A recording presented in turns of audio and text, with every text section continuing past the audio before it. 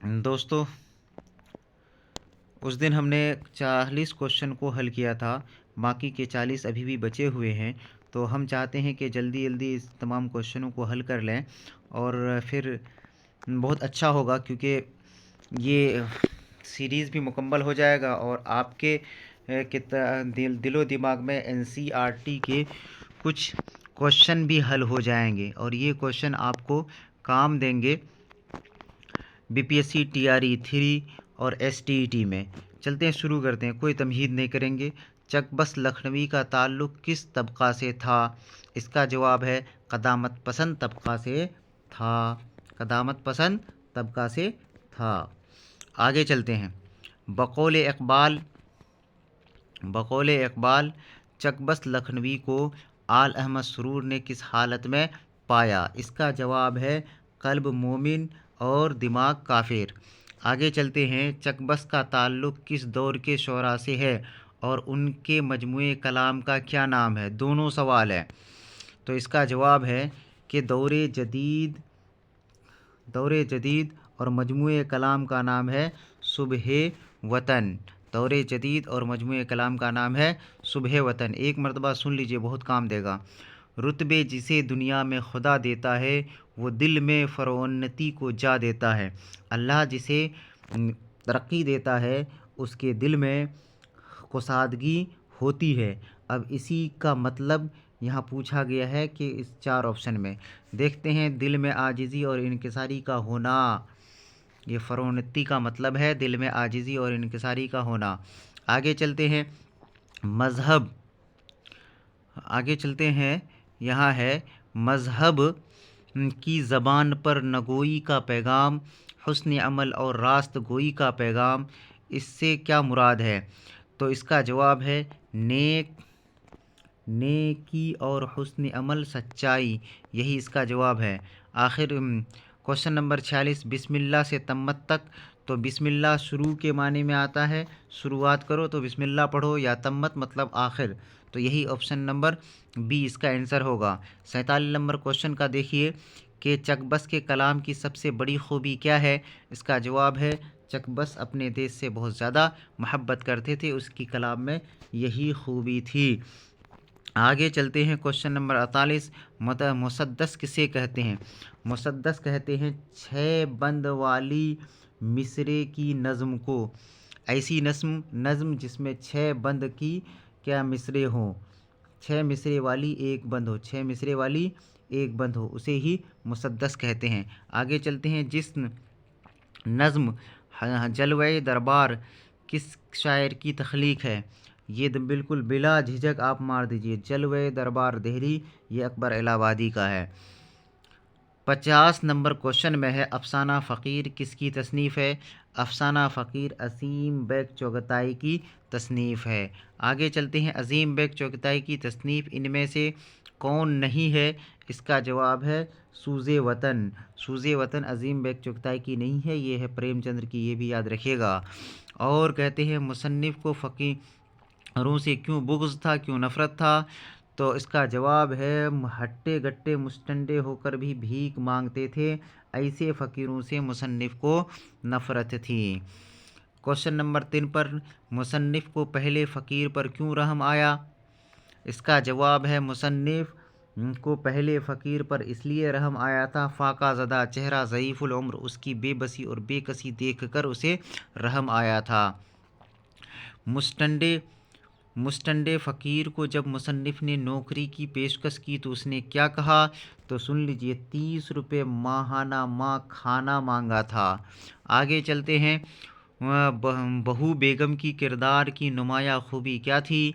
तो इसका जवाब है नुमाया खूबी कि एक बड़े बाप की बेटी और एक आईसीएस अफसर की बीवी होने का फ़ख्र। आगे चलते हैं। 56वां सवाल है, 2 फरलांग लंबी सड़क अफसाना किसकी तसनीफ़ है? 2 फरलांग लंबी सड़क कृष्णचंद की तसनीफ़ है। आगे चलते हैं। 57वां सवाल कि 57 में है मुंदरजा झेल में से कौन सा अफसाना कृष्णचंद्र का नहीं है? बासी फूल, ये कृष्णचंद्र का नहीं है। बाकी सब ठो कृष्णचंद का है। तिलस्मे ख्याल कृष्णचंद का है, माँ लक्ष्मी का पुल उन्हीं का है, अन्नदाता उन्हीं का है। तांगे वाले को गोरे ने क्यों मारा?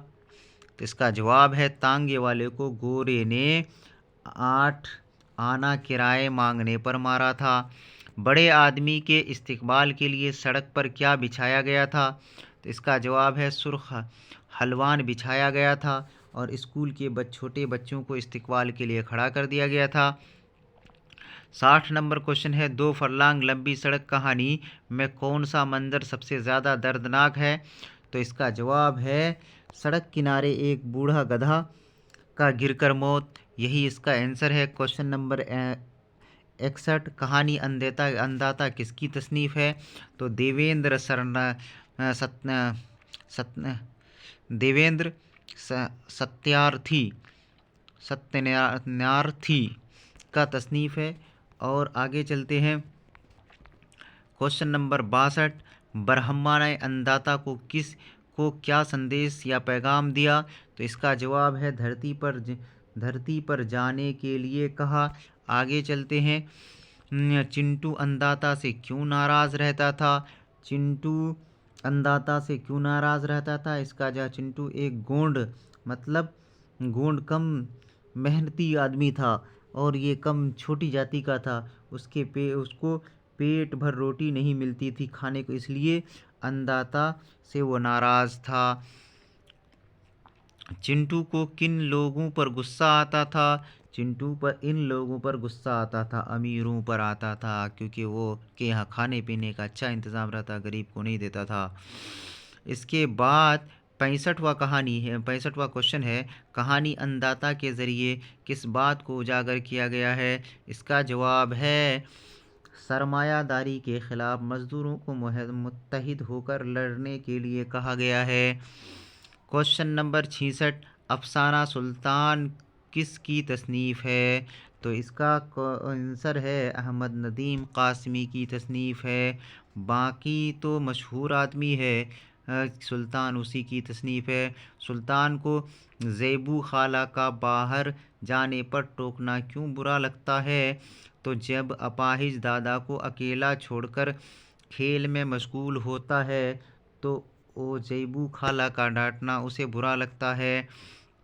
आगे चलते हैं। क्वेश्चन नंबर 68, सुल्तान को दादा का हाथ लोहे की टोपी जैसा क्यों लगता है? इसका जवाब है दादा अपने वज़नी हाथ से उसके सर को पकड़कर चलते थे, इसीलिए उसे लोहे जैसा लगता था।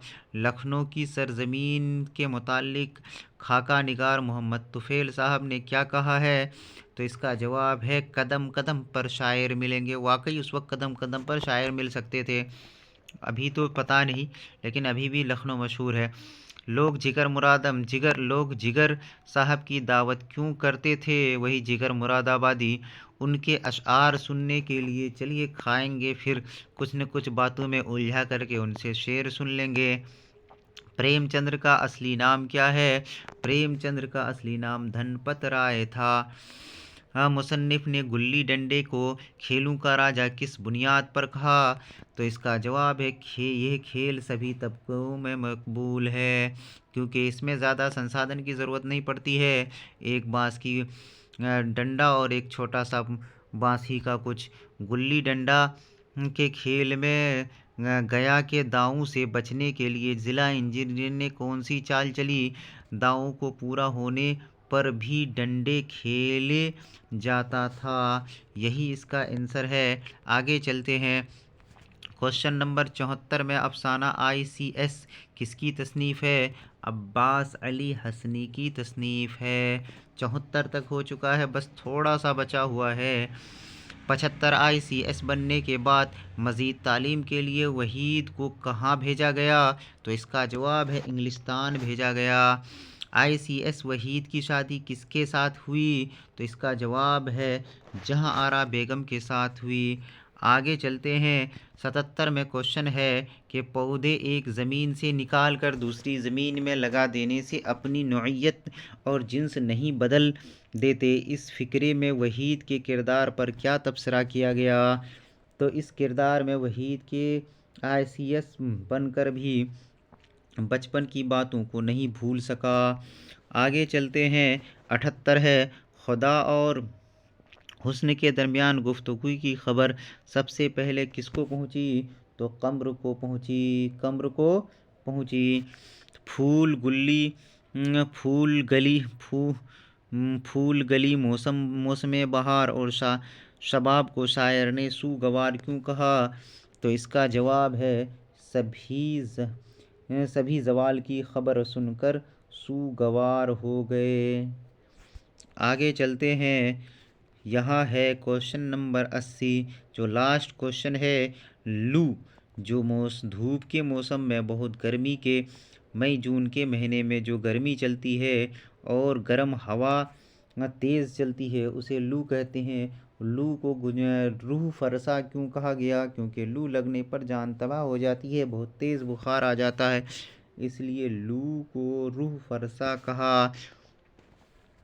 चलते हैं, इसके साथ हम इस वीडियो को ख़त्म करते हैं।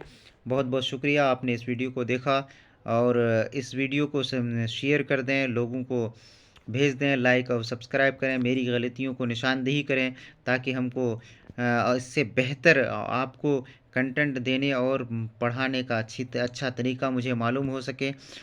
धन्यवाद, शुक्रिया, बहुत बहुत शुक्रिया वीडियो देखने के लिए।